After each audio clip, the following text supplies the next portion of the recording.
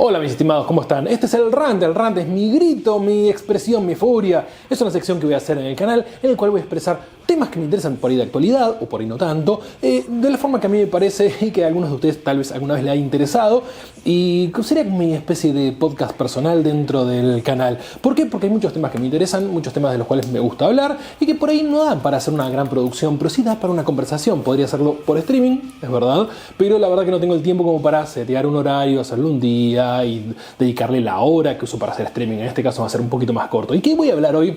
Sí, temita que da para, obviamente, para rant, que da para tener una conversación, una discusión. El tema árabe-israelí, pero no visto desde el punto de vista conflicto bélico solamente, porque ahí nos quedamos muy cortos, es mucho más amplio. Y lo que me tengo más interés es en ver cómo el mundo islámico ha hecho para conquistar de alguna forma, invadir la mente de Occidente durante los últimos 20 años. ¿Sí? Parece muy extenso el tema, voy a tratar de simplificarlo un poco, o al menos tratar de acotarlo en algunos aristas, pero sí tengo que cubrir un montón de aspectos del tema. Así que arranquemos con este rant. Para empezar, lo primero que muchos de ustedes habrán visto son estas protestas que hay en universidades norteamericanas muy progres, en las cuales los alumnos, muchos chicos de 16, 17 años, 18 alguno, disfrazados de palestinos, muchos de ellos de izquierda, muy progre, muy LGBT, apoyando a una cantidad de gente, un grupo particular de gente en este mundo, el cual los mataría a todos ellos sin ninguna duda en cualquier instante. Algo medio extraño, ¿no? Uno apoyar a su máximo enemigo en el mundo, pero puede llegar a ser, porque si el enemigo de mi enemigo también es mi enemigo, bueno, podemos llegar a considerarnos amigos o al menos aliados por un tiempo, así que podríamos decir que son aliados. Es una forma de verlo, pero bueno, tengo mis serias dudas de cuáles son las verdaderas motivaciones. Y acá voy a hacer varios planteos al respecto. Y no solamente las motivaciones, sino realmente qué es lo que se está persiguiendo acá y cuál es el objetivo de todo esto. ¿Por qué? Porque a muchos se les han encendido muchas alarmas, porque hay un obvio, y digo obvio, extremadamente obvio, antisemitismo en todo esto, por parte de chicos que son muy jóvenes, que no hay mucha lógica por la cual ser tan antisemitas de tan chiquitos. ¿Quién estuvo preparando todo esto durante tanto tiempo? Bueno, primero que nada hay una obviedad para mí que nadie se anima a decir abiertamente, pero que es un hecho. Israel perdió la guerra del discurso, así es. Hasta un punto, yo diría la guerra del Líbano del 82, Israel tuvo la ayuda, si se quiere, de la comunidad internacional porque era el débil contra los fuertes y los poderosos. Y era verdad eso. Hasta ese momento, yo diría hasta Yom Kippur, pero bueno, supongamos hasta el 82 la del Líbano, porque ahora voy a entrar en detalle. Hasta Yom Kippur, 73, perdón, Israel era un país atacado sistemáticamente por los árabes. Es decir, tenemos un pequeño, muy pequeño país con muy poca gente, de una cultura y religión en particular, con otras personas también viviendo ahí adentro, de otras culturas y religiones, siendo atacados sistemáticamente por todos los países que los rodeaban, de millones de habitantes, millones de soldados, mucho armamento soviético y fracasando miserablemente en el intento de exterminarlos. Y cuando digo exterminarlos, sí, los judíos venían mudándose desde todo lo que fue Europa hacia Israel, habían sufrido el holocausto en la Segunda Guerra Mundial y de pronto se encontraban a partir de 1947 con otra especie de holocausto, o al menos el intento de holocausto por parte de los países árabes. Estamos hablando que no era solamente los que los bordeaban, porque ahí podemos hablar solamente de Siria, Jordania y Egipto, si se quiere, Arabia Saudita también, pero no, Líbano también estaba de parte, Irak, Irán, Qatar, Emiratos Árabes, Yemen, Somalia, Sudán, Marruecos, Argelia, Túnez, Libia, todos esos países aportaban para destruir a Israel. Israel tuvo los comienzos de estos conflictos, de las guerras que tuvo, la guerra de los 6 días, la guerra de independencia, Yom Kippur y demás, en varios momentos a punto de ser colapsada y destruida. La opción era entonces morir, no había mucha opción y usualmente cuando alguien está acorralado completamente termina ganando. ¿Por qué? Porque es todo o nada. En cambio los otros no tienen tanta motivación para luchar. La verdad que un iraquí que lo mandaban a pelear a Israel no entendía mucho por qué lo mandaban, eran órdenes de su superior y no estaba protegiendo a su familia o su vida o lo que fuere, o una motivación real. ¿Cuáles eran las motivaciones? Bueno, ya desde mucho antes hubo pogroms. Los pogroms es cuando básicamente se ataca y destruye una pequeña comunidad porque se le echa la culpa de algo. Los judíos tienen una historia muy larga de eso, no es necesario recorrerla toda, pero en términos generales, cada país europeo se le da ese ingenio para echarlos de alguna forma en algún momento, los países musulmanes también, si bien es una religión basada en la misma estructura base que el cristianismo y el islam, es más antigua, es la base de todos, de hecho Moisés es judío, Cristo es judío, como no han sido muy abiertos a la hora de aceptar nueva gente, porque el judaísmo tiene esta cosa tan bizarra de que solo uno es judío en base a ciertas condiciones muy estrictas, y las otras religiones maometanas no. Es decir, las monoteístas, digamos, el cristianismo, cualquiera venga. El islam, cualquiera venga. El judío, no, vos te quedás afuera. Eso siempre ha generado, como en mi opinión, alguna rispidez en lo cual hace que, obviamente, che, vos que sos tan exclusivo, me estás dejando afuera. Eso es de la parte religiosa, pero de la parte cultural, son muy parecidos todos en esa región. Sí, seas zoroastrista, seas yazidi, seas musulmán, chiita o sunita, seas judío, seas cristiano, copto, todos los que viven más o menos ahí tienen una cultura bastante común. Y en esa cultura está inscrito el odiar al otro, masacrarlo, robarle, hacerlo mierda y sacar ventaja. Pero es la cultura de esa región desde que existe el humano. ¿Por qué? Porque justo estás en la región de mayor comunicación de entre todos. Entonces, sí, continentes, lo siento mucho, ahí tenés África, Europa y Asia conectándose entre sí, es la cuna de la civilización y por ende también es la cuna del problema. No podemos decir jamás que la tierra donde hoy está Israel es o fue siempre ni palestina, ni árabe, mucho menos árabe, desde ya que no, ni completamente judía, ni nada por el estilo. Pasaron todos los imperios. Todos los gobernaron, los judíos fueron echados, los árabes fueron echados, los árabes volvieron a conquistar. El islam conquistó, no es una cultura barra religión barra ideología precisamente buena ni respetuosa, es invasora y colonizadora, una de las cosas que esto nos va a llevar más hacia más adelante. Es decir, el islam se expande, al igual que el cristianismo, a fuerza de espada y sangre, mucha sangre. El judaísmo no.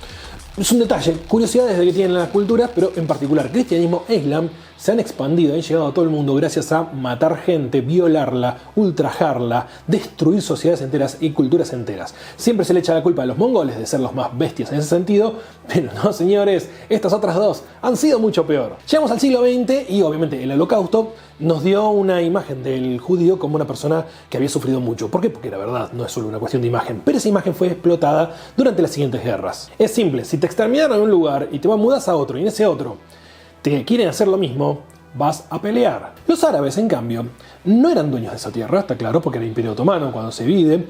No tenían mucha gente en ese lugar tampoco, era poca gente, tanto judíos como árabes eran muy pocos. No existían los palestinos, eran árabes. Aclaración base, árabes que vivían dentro del mandato de Palestina, que es básicamente lo que Gran Bretaña usaba de nombre para ahí y se usó desde la Siria Palestina romana. Es el nombre de la tierra, no de la gente. Esta aclaración es muy importante. Así que la guerra fue entre árabes e israelíes. No existían los palestinos. Estamos hablando de 1947, cuando se independiza Israel gracias a la división muy mal negociada que hicieron los británicos y la ONU. En una tierra, esta para vos, esta para mí, listo, vivan ahí, pum, guerra, automáticamente. Logran ganar. ¿Qué pasa cuando vos ganás en una guerra? Sí, si querés tomar territorio de tu rival que lo acabas de pulverizar, lo tomás. Expandís tus fronteras. Eso sucedió. No una vez, 3 veces. Inclusive Israel terminó devolviendo la península Sinaí y en su momento devolvió tanto la Franja de Gaza como Cisjordania. La Franja de Gaza a Egipto, Cisjordania a Jordania. Ahora se entiende, estos dos países son muy importantes de toda esta lucha y cuestión que se habla de liberación, de apartheid y todo eso, porque es ridículo. Pero esos dos países tenían la responsabilidad por esos 2 pedazos de tierra, ínfimos, pequeños, para nuestros estándares, pero suficientemente grandes para alojar mucha gente. En todos estos años que han pasado, se generó la idea del palestino, que es un árabe, nacido en esa tierra, o al menos en lo posible nacido en esa tierra, que es un pobrecito refugiado. Y Yasser Arafat lo llevó al máximo de expresión, la intifada. Para los que son de mi generación saben lo que es eso, es una rebelión que hicieron contra los israelíes. Los israelíes hicieron todo lo posible para juntar puntos en contra, porque invadieron el Líbano en el 82, mataron a mucha gente, cometieron masacres, expandieron a los colonos, sí, lo que quieras, Cisjordania la fueron invadiendo poco a poco. A los judíos no les gusta que uno mencione esto. Digo judíos porque el principal colono no es árabe-israelí, es judío y principalmente ortodoxo. Entonces sí, había un componente de religioso muy fuerte ahí. El más laico no es tan conflictivo, de hecho es nada conflictivo el israelí laico. Con laico me refiero a no tan religioso, porque religión puede tener cualquiera, pero no la pones por encima de tu lógica. En cambio el ortodoxo israelí es insoportable, inclusive ni siquiera participa del ejército, es decir, rompe todo, hace lío, genera conflicto y tienen que ponerle a otro no ortodoxo a protegerlo. Bueno, no es ningún detalle, es uno de los grandes problemas que hay acá. Y la radicalización del mundo árabe fue cada vez peor, porque con tantas derrotas se genera un resentimiento que no hay forma de establecer un equilibrio. Fíjense, Egipto cuando logra en la guerra de Yom Kippur contraatacar y recuperar parte del Sinaí, aunque después al final de la guerra lo pierde, pero esa primer victoria que tiene, logra recomponer una cuestión de imagen y moral interna hacia Egipto, de hey, nosotros podemos vencer a Israel, que era el invencible y nosotros podemos. Aunque ya hemos perdido la guerra, en unas batallas pudimos ganarle, con lo cual no eran invencibles. Y lograron, bueno, nos retiramos del conflicto, hacemos la paz, pero ahora nosotros quedamos como pudimos triunfar.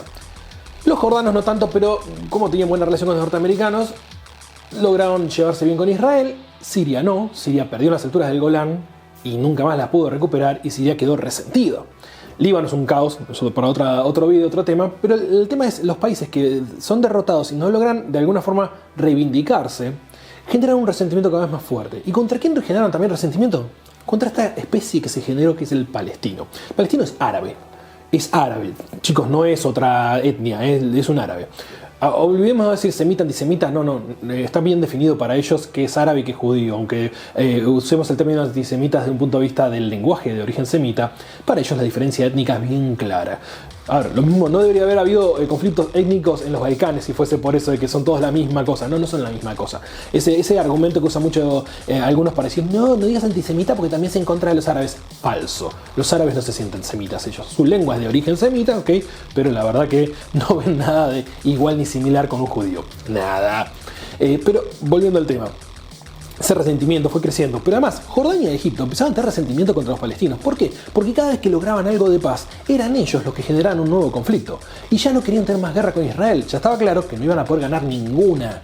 Nunca jamás. A ver, contra Israel no puedes ganar una guerra porque ellos están peleando por su vida y su existencia. En cambio, los egipcios no, tienen su propio país. Los jordanos tampoco. Los árabes estaban en cualquiera con el petróleo. Los sirios, conflictos internos. Líbano, conflictos internos. Los únicos que molestaban ahí fueron los palestinos. De hecho, hubo un conflicto el Septiembre Negro en el cual los jordanos echaron de a patadas a los palestinos, terminaron todos los de la OLP, todos en el sur del Líbano. Siria los defendió, para aclarar, y Jordania los exterminó de alguna forma. Es decir, ese detalle se omite siempre en el relato. Porque todo esto se trata de una construcción de relato. Todo va al mismo lugar. Es una construcción de un relato que lleva muchos años. Para los años 80, cuando Israel invade el Líbano y se extiende un poquito más allá de lo que debería haber hecho, los ojos estaban en pobres palestinos. Ya habían logrado hacer un cambio, un clic mental en la cabeza de la gente. ¿A qué viene ese clic de mental de considerar a los palestinos los pobres angelitos? Pues bien, hay una norma en el mundo occidental, especialmente en la izquierda, en el mundo occidental, que fue alimentada durante mucho tiempo por la Unión Soviética. ¿Qué es? Todo lo que haga Occidente es malo. Por ende, si Occidente interviene en algo, en un conflicto, es porque tiene intereses económicos exclusivamente. Los demás no, La Unión Soviética no tenía ningún interés económico, era solo Estados Unidos. Esto lo extrapolaron a prácticamente todo conflicto que hubo en los 80 y en los 90, empezando en los 70, pero Dios, como que fueron creciendo en general esa idea. Siempre usar a la izquierda de los distintos países como la quinta columna, la cual iba horadando las democracias occidentales. ¿Por qué? Porque en Occidente se permite que cualquiera exprese su opinión, en la Unión Soviética no se permitía. Podemos hablar de China haciendo lo mismo ahora en día, porque básicamente funciona igual, pero en ese momento era la Unión Soviética. China no tenía tanta proyección internacional, la que la tenía era la Unión Soviética. Entonces, en cada conflicto que había, inyectaban dinero, inyectaban recursos para poder extenderlo. Uno de los más normales, lugares más comunes para poder hacer esto es las universidades. El crecimiento de la oposición hacia cualquier cosa que viniera de Occidente, incentivado un poco también por las políticas occidentales ultracapitalistas que provocaron inevitablemente alimentar la idea socialista, es decir, siempre que vos tenés A y B, blanco y negro, y vos tenés mucho de este, y se torna tentador este otro lado. Las guerras que hizo Estados Unidos contra el comunismo hicieron más tentador esto. Así que se fue alimentando una idea, que es, cada cosa que haga Occidente es malo, es imperialista, es lo que vos quieras. Sin jamás juzgar a la otra parte como también imperialista. La Unión Soviética y Rusia hoy en día es uno de los países más expansionistas, imperialistas y colonialistas que existen en el mundo. Mucho más que Estados Unidos, y eso es mucho decir, porque todos sabemos que Estados Unidos es un país totalmente imperialista, pero Rusia ni les cuento, es mucho peor. China también es imperialista. Todos tienen una idea de expandir su red y su control sobre y tener zonas de influencia sobre los demás. El tema es, si viene de Occidente es malo, si viene de Oriente es bueno. ¿Por qué? Porque son los que están en contra de Estados Unidos. Al generar esta idea permanente de Estados Unidos malo, Europa malo, si otro ataca a ese, o se pelea con ese, es bueno solamente porque su enemigo es Estados Unidos. Esto mismo lo podemos ver, por ejemplo, desde el ataque a las Torres Gemelas y un montón de todo lo que vino después de la caída de la Unión Soviética, todo ataque terrorista. Siempre hay algún boludo en Occidente que lo festeja. Ese boludo occidente lo festeja es el boludo útil, la quinta columna, el tipo que festeja, se la dieron porque se la tenían que dar. Y vos decís, se la dieron a vos, no a Estados Unidos, a vos también te la dieron, porque occidente sos vos también. Esta capacidad y libertad que vos tenés de poder expresarte y decir libremente lo que vos crees y pensás, hacer este mismo video hablando con ustedes y ustedes contestándome en los comentarios, es parte de lo que Occidente consiguió. No lo consiguió la Unión Soviética, no lo quería dar la Unión Soviética. En los países árabes es absolutamente imposible y en China es bastante más complicado. Entonces, esto que tenemos, esta posibilidad de expresarnos, solo existe en una cantidad muy limitada de países en el planeta. Así es, no hay muchas democracias en el planeta. Aunque creas que el planeta es muy diverso, es diverso, pero la mayoría son dictaduras. Entonces, en un momento dado, cuando los israelíes creían que tenían la conversación más o menos en su camino, y ellos siguieron su vida tranquilamente, donde las intifadas y demás no era más que un conflicto localizado y demás, hubo un cambio radical del lado de las monarquías del Golfo en cambiar la percepción hacia la región y hacia su cultura y religión. ¿Para qué? Para expandirse de nuevo. El Islam en la Edad Media se expandió por todo el norte de África, invadiendo y destruyendo todas las culturas nativas y locales, arrasando con la religión local y dejando muy poco rastro de lo que era originalmente. Por ejemplo, no podemos hablar de los egipcios como egipcios hoy en día porque son árabes principalmente, queda muy poco de lo que era el egipcio. Todo esto aplica a todos los demás países donde hoy está el Islam, principalmente los que fueron invadidos por los árabes. Países como Indonesia, es islámico, pero no tiene esa cultura árabe, es decir, tiene una cultura propia de ellos, con lo cual lo que se expandió ahí fue solo la religión. Por eso no tienen tantos conflictos, vale que tienen, pero no tantos. Es decir, porque culturalmente no están tan atados a la imbecilidad árabe. ¿Por qué imbecilidad árabe? Porque así funciona. Es decir, es todo blanco y negro, no hay matices, no hay nada. Y antes los árabes eran distintos. Es decir, esto tiene que ver más que nada a partir del 1400, 1500, hubo un cambio muy importante en el mundo árabe. Toda la era de descubrimientos árabes es anterior. Pierden toda esa capacidad cultural, de investigación, de ciencia, y se vuelven cada vez más fanáticos de la religión y más cerrados, más ortodoxos con respecto a la religión. Aquel que piense, es decir, en la universidad ya no se puede enseñar nada que sirva, hay que enseñar solamente la religión. Eso obviamente siempre falla. Cuando haces eso, arruinaste toda una cultura. No pasaron por su renacimiento, no pasaron por su iluminación. Todo eso todavía no lo tuvo el Islam. Aunque le duela al que le duela, no me importa, lo estoy diciendo porque es opinión que tengo no solamente yo, sino muchos, que es el Islam no pasó por ese periodo de rotura, de cisma que tuvo el catolicismo, que sí tuvo en Europa y que, bueno, en este caso de Europa generó el protestantismo, muchos muertos en el medio, aclaremos, no es que fue gratis, todo esto fue una revolución, pero abrió las puertas a mucho más pensamiento cultural e inteligente y ciencia, que es lo que nos llevó al día de hoy, a lo que nosotros hoy en día representamos como Occidente. Miren qué lejos me fui todo para llegar a las universidades norteamericanas, ¿no? Pero todo esto es muy importante porque si no, no entenderías por qué están ahí. A partir de los 80s, 90s empezaron con todo el dinero del petróleo, estos países del Golfo Pérsico, a inyectar dinero, mucho dinero, especialmente en la imagen de ellos mismos. ¿En qué terminó todo esto? Carreras de Fórmula 1 en todos los países árabes, mundial de fútbol en Qatar, algo que jamás nadie hubiese imaginado, turismo en estos países, Emiratos Árabes Unidos puesto ahí arriba como si fuese la meca del lugar donde vivir, un montón de mezquitas en Europa que no se condice ni siquiera con la cantidad de miembros islámicos de esa religión, y al poco tiempo sucedió lo que tenía que suceder. ISIS. ISIS es un ejemplo de a dónde llevaba todo esto. Es decir, así como tenemos Hamas, Hezbollah y demás peleando contra Israel, contra todo el mundo islámico peleó ISIS. A nadie le importaba demasiado cuando comienza ISIS porque eran musulmanes matando musulmanes, entonces al resto de Occidente eso no le importa. Solo parece que es un problema cuando son judíos o cristianos, pero si son musulmanes contra musulmanes, nadie se queja. E ISIS empezó a crecer.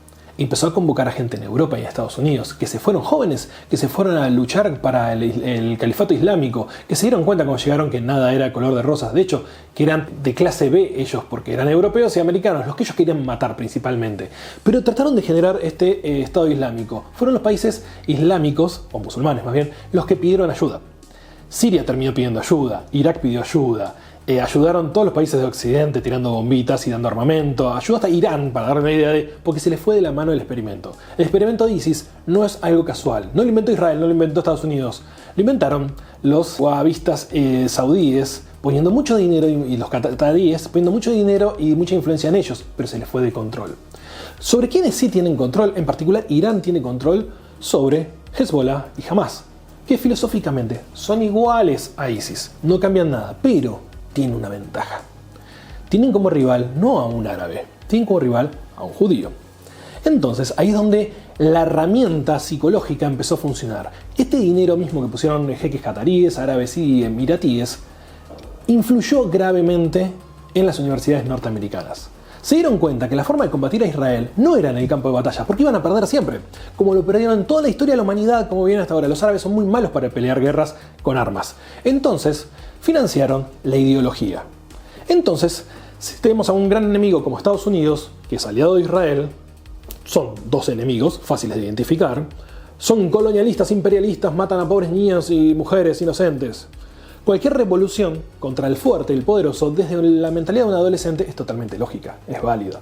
¿Cómo no va a ser lógico? Tenés que destruir a Goliat, sos David, tenés que destruirlo, está buenísimo.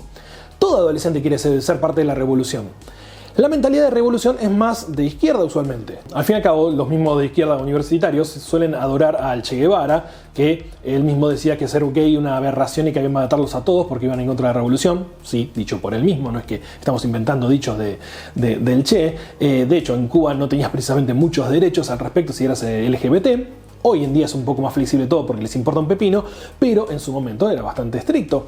De hecho, ninguno de los países comunistas ni socialistas, que vale aclarar lo que promueve usualmente este tipo de quinta columna occidental, el socialismo, y no me refiero a la socialdemocracia europea, no, para nada, estamos hablando de socialismo más tipo Unión Soviética, justamente son los primeros que morirían esta gente en ese tipo de regímenes, porque estaba dicho abierta y públicamente, no estoy inventándolo, era cómo funcionaba. ¿Cómo vas a ser gay? No servís para la revolución, no te vas a reproducir, fuera, muerte, te mandamos al frente y morís, ese tipo de cosas. Con Cuba funcionó un tiempito, es muy común del universitario latinoamericano, no funciona demasiado, pero con Palestina encontraron algo nuevo. ¿Por qué? Porque no es una revolución finalizada, es una revolución constante. La idea de los palestinos no es tener un país propio. De hecho, la idea jamás abiertamente, y lo dicen en su carta fundacional como grupo terrorista, sí, tiene una página web con carta fundacional que dice expresamente que su objetivo es destruir Israel, no crear el Estado palestino. Estado palestino que pueden tener hace mucho tiempo, nada más que no lo tienen porque Palestina no es un país, porque ellos mismos no quieren que sea un país, porque quieren destruir a Israel antes de que sea ellos país. Porque en realidad nunca les importa un país, quieren hacer un califato islámico igual que ISIS. Lo dicen, insisto, esto no estoy inventando nada. Esta es la parte que se omite, usualmente, en el recuento de la historia del lado de Occidente. Cuando a estudiantes universitarios les dicen que la revolución contra el malo y opresor, y solo toman esa parte, le creen. Entonces de pronto tenemos a un montón de gente poniéndose el pañuelo palestino alrededor de la cabeza, rezando, imitando más bien un rezo islámico, porque no es que sean precisamente musulmanes, disfrazados también con pollerita y banderitas arcoíris al mismo tiempo que una bandera palestina. En Gaza o en Cisjordania, si sos gay y abiertamente gay, te van a tirar desde un edificio. Es ley, es así, la homosexualidad está prohibida. Está prohibida en la mayoría de los países musulmanes. Es una aberración para ellos, sos un enfermo si sos gay. O cualquier otra de las variantes de LGBT más, sí, sos una aberración para ellos, no te van a aceptar, no te aceptan, no te quieren ni de aliado, pero te están usando. Eso es lo que importa, te están usando porque sos muy útil, sos un tonto útil. Los tontos útiles son muy usables, especialmente cuando horadan por dentro al enemigo. El enemigo es todo Occidente. ¿Cuál es el objetivo final de todo esto? Transformarnos a todos en un califato islámico y que ellos sean los líderes y nosotros los esclavos. No lo invento, lo están diciendo abiertamente. El líder de Hamas lo dice abiertamente, públicamente. Primero es Israel y después es todo Occidente. Somos los que seguimos. Entonces, cuando vos ves a universitarios defendiendo la causa palestina, no están defendiendo la causa palestina. Están defendiendo la destrucción de Occidente, la muerte de ellos mismos. Sería como una cuestión suicida. Ellos creen fervientemente, porque son muy jóvenes y tontos, y es normal que seas tonto cuando sos joven. Lo fuimos todos tuvimos alguna idea extremadamente estúpida y no matizamos absolutamente nada cuando tenemos 17 años, es normal, pero es importante que tengamos la alerta de todo esto. Entonces es normal que uno caiga en la simplificación de no, a mí me van a permitir ser parte porque yo ya tengo el turbante puesto hace rato y los bancos de cemento. No, sos el primero al que van a eliminar. ¿Y por qué vas a ser el primero al que van a eliminar? Porque el primero que se elimina es al traidor. Y vos sos un traidor desde el punto de vista de ellos. ¿Por qué? Porque estás traicionando a los tuyos. Van a tener más respeto conmigo, que yo voy a pelear contra ellos, me van a cortar la cabeza correctamente, pero me van a cortar la cabeza. A vos te van a tirar de arriba un edificio después de humillarte y de reírse de vos en tu cara. ¿Por qué? Porque sos un traidor. Los traidores, usualmente en cualquier cultura y religión, sufren un peor castigo. Yo soy un rival, un enemigo. sufriré las consecuencias del enemigo, pero vos en particular vas a ser un traidor. Con lo cual, si traicionaste a tu prole, a tu gente, a tus nativos, vas a traicionarme a mí también. No me servís, me serviste durante un tiempo y después serás eliminado. Eso es lo que va a pasar a todos estos que ahora protestan en universidades norteamericanas si todo esto se transformara en un califato. ¿Saben por qué todo esto no se transformó en un califato? Yo tengo una hipótesis. Gracias a Israel. Israel es la punta de lanza de Occidente para no ser invadidos por todos estos fanáticos religiosos que nos quieren a todos muertos. Europa está haciendo un muy mal trabajo al respecto de eso, porque con una población musulmana que es pequeña, tienen más conflicto que nadie, porque los musulmanes que emigraron a Europa no quieren ser europeos, quieren lo europeo, matándonos a todos nosotros o esclavizándolos, que es más o menos la idea principal que tiene el Islam. El Islam al que no es islámico lo esclaviza, y el árabe al que no es árabe lo esclaviza, aún siendo islámico. Son una cultura esclavizadora. Siempre lo fueron. En toda la historia del Imperio Otomano lo que más hacían era esclavizar gente. La esclavitud que nosotros conocemos usualmente de negros llevados a Estados Unidos para ser esclavizados fue una gran cantidad de gente esclavizada, pero mucha más es la que esclavizaron los islámicos. Los países islámicos, toda la parte árabe, principalmente no los islámicos, sino los árabes, son una cultura de esclavitud. El mayor tráfico de esclavos era de países negros a países árabes.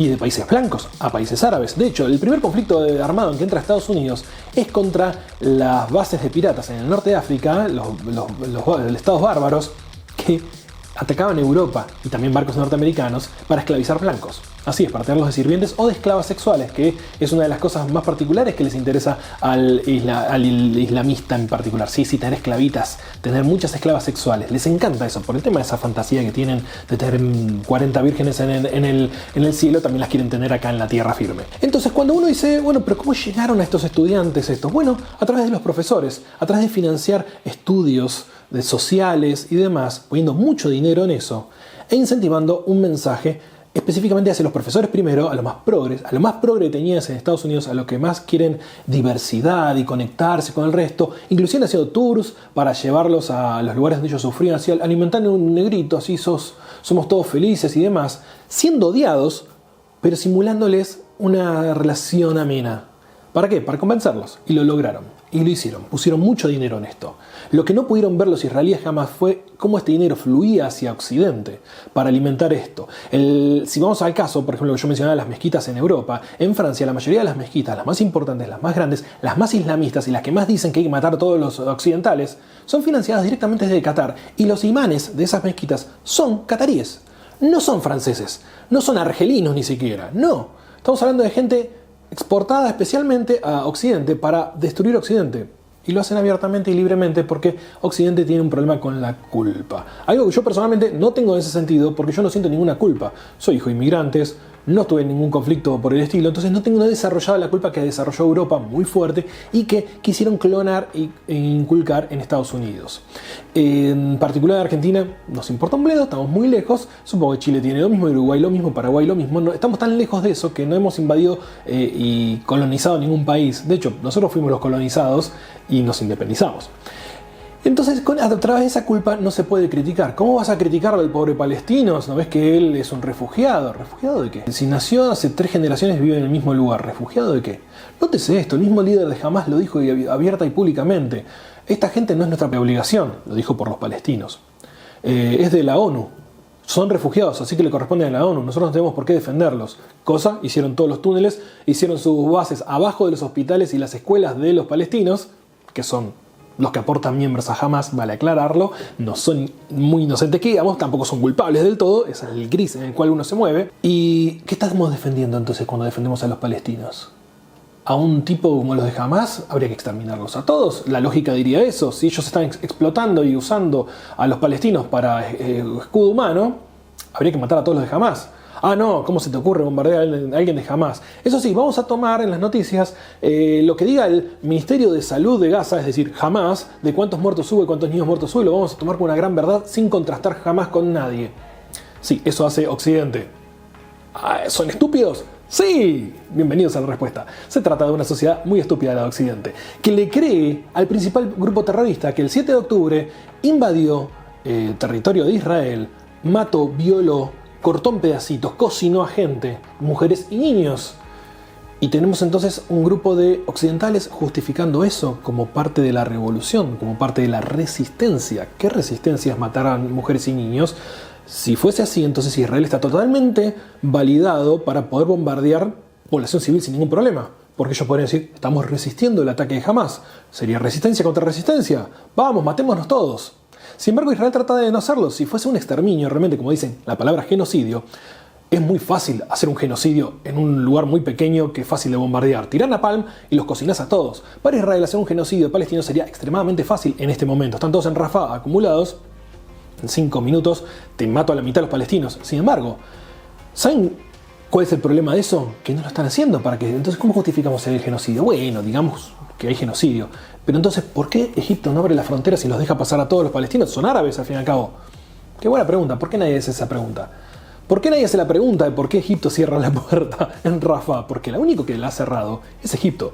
Israel no cierra esa puerta, no tiene control sobre esa puerta, la tiene Egipto, que ha hecho toda una gran cerca, más grande todavía que la que hizo Israel para separarlos. Curioso, jamás vas a encontrar a ningún niño de estos pro-Palestina haciéndose comentario ni haciéndose las preguntas, y eso es importante, no tienen pensamiento crítico. Si tuvieran pensamiento crítico, empezarían a hacer esas preguntas obvias. Bueno, pero yo veo el mapa, que hay una frontera, ¿por qué no pasan de esa frontera? ¿Quién impide que pasen de esa frontera? Y todos y Jordania, pero si acá está Jordania, ¿por qué no pasan para el otro lado y no tendrían problemas? Los podría proteger Jordania. ¿Por qué Jordania y Egipto los quieren proteger? ¿Por qué ni Jordania ni Egipto los quieren dejar pasar? Detalles que nadie pregunta. Entonces, se habla de apartheid. Vuelvo a lo mismo, están esas fronteras. Si hubiese apartheid, deberían estar ellos primero viviendo dentro de Israel, cosa que no están viendo, aunque hay 2 millones de gente árabe israelí viviendo ahí que no sufre apartheid, o una cárcel a cielo abierto. Y la cárcel a cielo abierto tiene la puerta ahí. ¿Por qué no salen por la puerta? ¿Por qué se la cierran otros musulmanes? Esa es la pregunta que nadie se hace y que todo cae en lo mismo. Toda la culpa es de Israel. Ahí es donde uno se despierta la lucecita y la banderín rojo. Pero acá hay algo de antisemitismo en toda tu protesta. O es todo antisemitismo y un poquito protesta. Si todo esto mismo lo hace Egipto, nadie jamás estaría haciendo ocupación en ninguna universidad de Estados Unidos. Nadie, jamás. Problema entre musulmanes que se arreglen ellos. Si fuese Jordania matando un montón de palestinos, a nadie le importa. La guerra en Yemen, a nadie le importa. La guerra en Siria, a nadie le importa. En Irak, nadie le importa. Lo que hace Hezbollah en Líbano, a nadie le importa. Lo que sucede en Somalia, a nadie le importa. Lo que sucede en Sudán, tampoco le importa a nadie.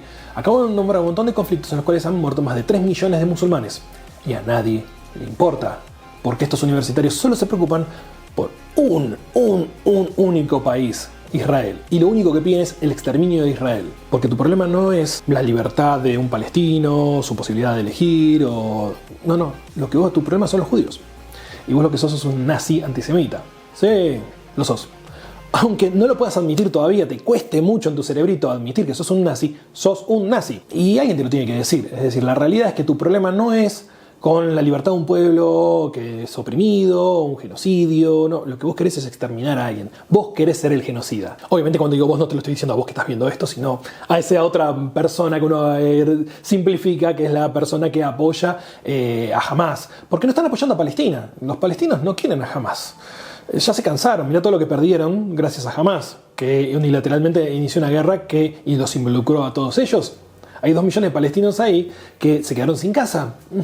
¿Gracias a quién? A los que se habían hecho los túneles con toda la guita de ayuda, todo el dinero de la ayuda de Occidente para reconstruir Palestina, y en realidad lo usaron para hacer misiles, túneles y matar y violar niños. Y tener ahora rehenes escondidos, vaya a saber en qué estado, si es que quedó alguno vivo. Para eso, está bien, ya sabemos, Netanyahu en Israel no es precisamente una persona que uno querría que esté gobernando ningún país. De hecho, debería estar en la cárcel. Y justo antes de que empezara todo esto, estaban tratando los israelíes de sacarlo del poder. Lo único que lograron jamás es sostener el poder al peor presidente que podría llegar a tener, el peor primer ministro que podría llegar a tener Israel, o Israel, como hay que pronunciarlo correctamente.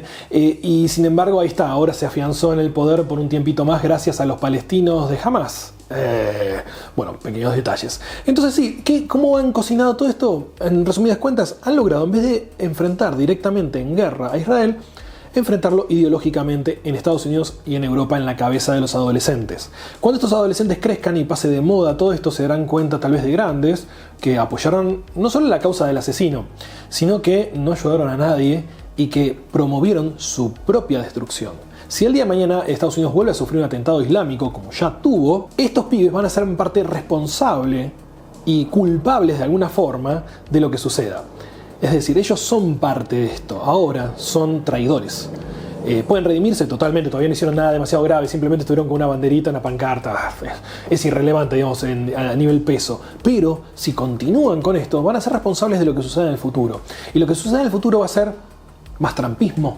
Es decir, después se quejan de que Trump acceda al poder por culpa de gente así, porque radicalizan. Si vos te das mucho para un lado o para el otro, generás el efecto opuesto. Entonces, si te radicalizás mucho hacia la izquierda o a la derecha, te vas al otro lado, y si te vas para arriba, te vas para abajo. Es decir, generás una reacción opuesta, una reacción defensiva en la cabeza de la gente. Y hoy por hoy, lo que se ve a toda la Ivy League, estas grandes universidades norteamericanas, es que son el problema. Son no solo parte del problema, son el problema, y que todos los estudiantes de ahí deberían ser expulsados y todas esas universidades desfinanciadas.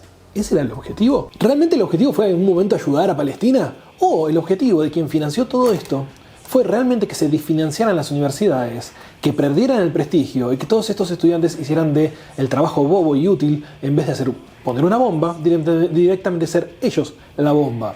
Eso es lo que opino yo de estos chicos, pobrecitos. Me dan mucha pena, la verdad, porque habiendo visto tanto paso de la historia y todo lo que comenté, básicamente lo he vivido, lo he visto, me parece que son los estúpidos útiles del islamismo que quiere destruir Occidente. Dirá Fabio, ¿sos un antiislámico, antimusulmán? No, para nada. La religión es algo que sucede en uno, que es personal y que cada uno puede tener. Estoy en contra del colonialismo de otro que venga a invadirme, así de simple. Como así tampoco me gusta la invasión de parte de los propios, invadiendo y destruyendo a otros. Tampoco quiero que vengan para acá con una idea que obviamente va en contra de todo lo que yo apoyo y soy. Yo también sería de los que terminaría muertos, pero a diferencia por ahí de estos chicos, yo sí tomaría el fusil para defenderme. No serviría de mucho, me ponen una bomba en el culo, vuelvo en pedazos y ya estoy muerto.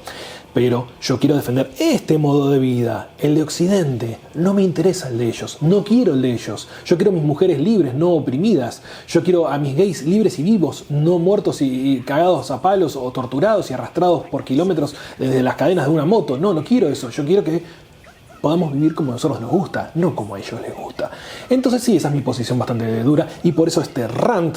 Y si no le gustó, no importa, pero esto van a ser mis rants, van a ser así bien nacidos, salidos de adentro de lo que yo pienso, que como todo lo que he dicho, puedo cambiar de opinión mañana. Esto es simplemente un rant, es un estallido de furia de lo que me parece, opiné y creo que podríamos llegar a entender del tema.